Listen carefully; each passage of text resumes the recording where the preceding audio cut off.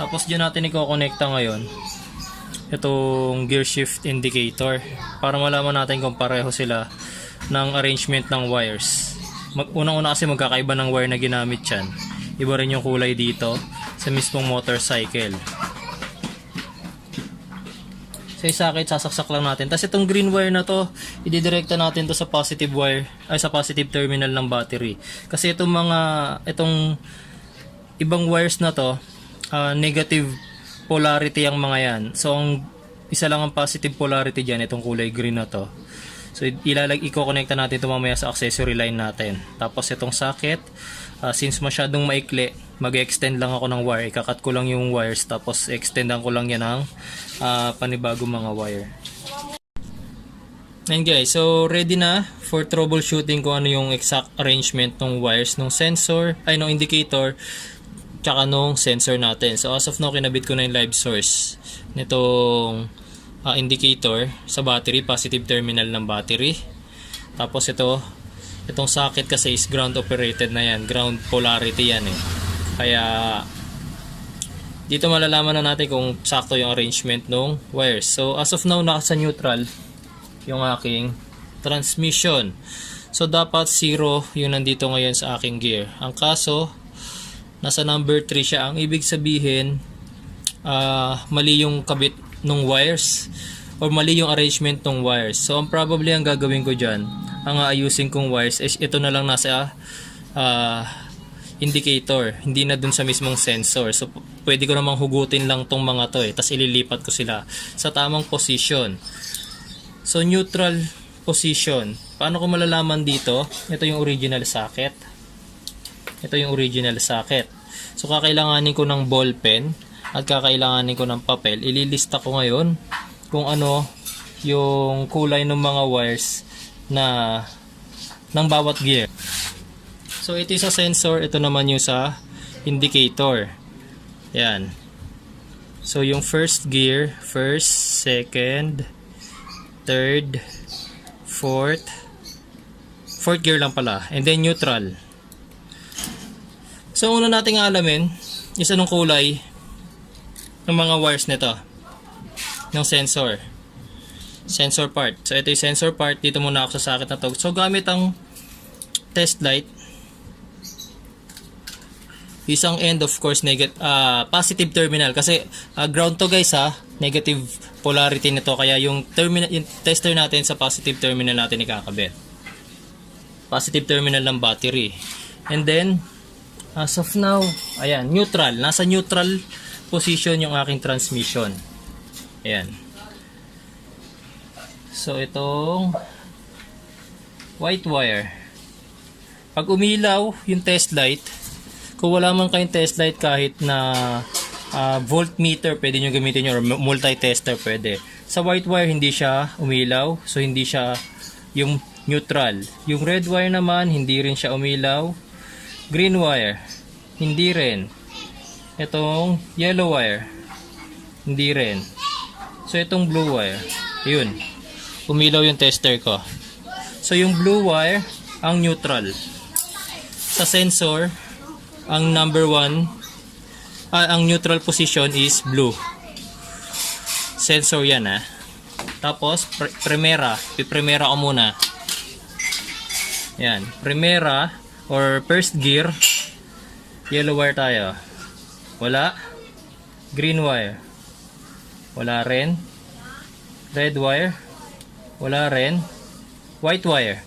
So white wire yung number 1 gear natin. White. Second gear. Second gear probably itong red. Okay, so red nga yung second gear. Second gear yung red. Ayan. So ililista nyo lang guys. Tapos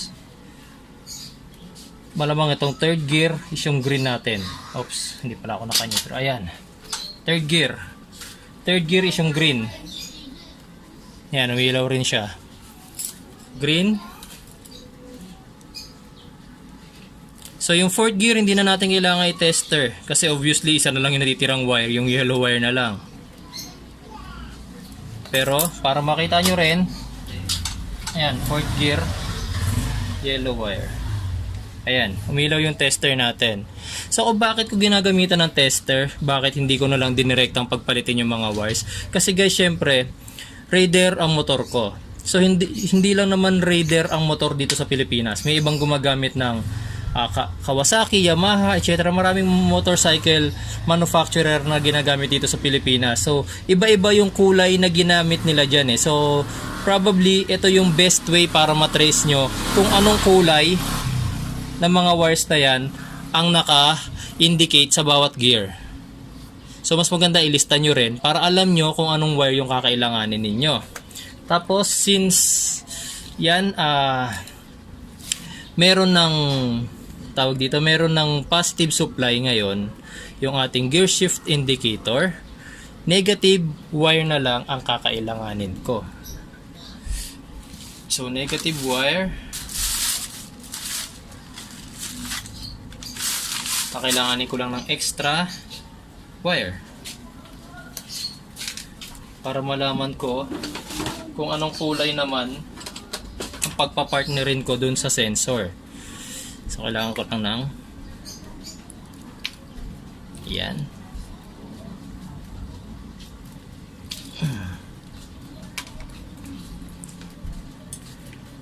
Itong extra wire na to, ikakabit ko lang to sa negative terminal ng battery ko or sa body ground. So hahanap na lang ako ng body ground dito para hindi na ako sa terminal ng battery ko konekta.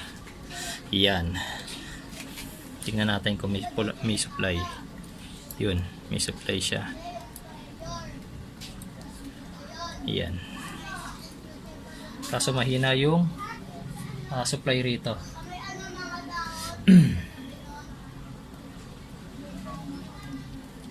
Mahaba naman yung wire guys, doon na lang ako sa negative. Ang hina ng body ground eh. Pasensya na guys, pasensya na. Ayan, so sa negative terminal ako ng battery ko monekta ng wires. Tapos, ang gagawin ko, isa-isa, ko-connecta ko tong wire na to doon sa socket nung indicator para malaman ko kung anong number ang lalabas. So sa color black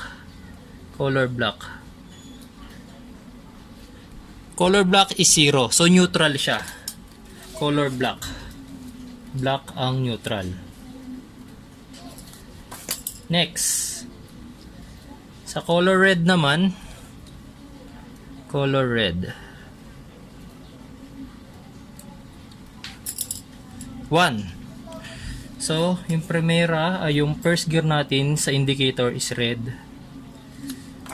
So, malamang ang segunda or second gear is yung blue. Okay. Blue nga yung second gear. Blue. So, third gear. Ano kaya ang third gear dito?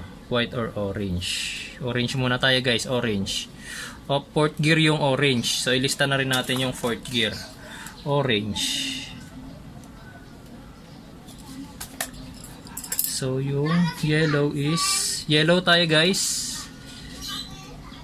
3. Okay, yung third gear natin is yung yellow wire. Yellow wire. Yellow. Itong gear shift indicator na to, meron siyang pang 5th gear. Itong white. Yan, number 5. Yung white is yung number 5. Yan. So, ngayon alam na natin kung anong kulay ang nire-represent ng bawat wire. Kung anong gear. Wire ng sensor. Itong green wire ng sensor, katapat niya dapat is yellow wire ng indicator. Yung yellow wire nandito sa baba. Ito. So, kailangan ko kunin tong yellow wire na to. Sana.